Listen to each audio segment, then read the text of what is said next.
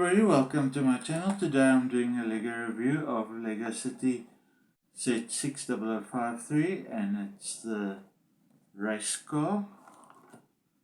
As you can see, you get this beautiful great trophy. See, that's what the trophy looks like.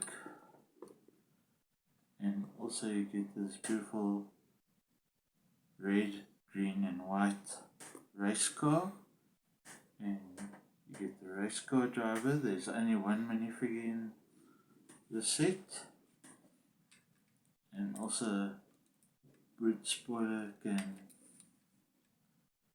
move, and you can take the roof off to take the race car driver out.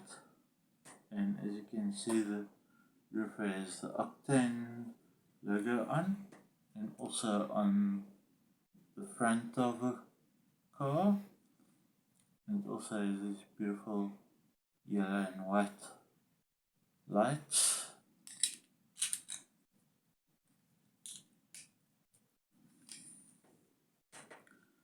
And also there's the red lights at the back, and also has these beautiful wheels with rims on. And the set is from 2014 to 2015.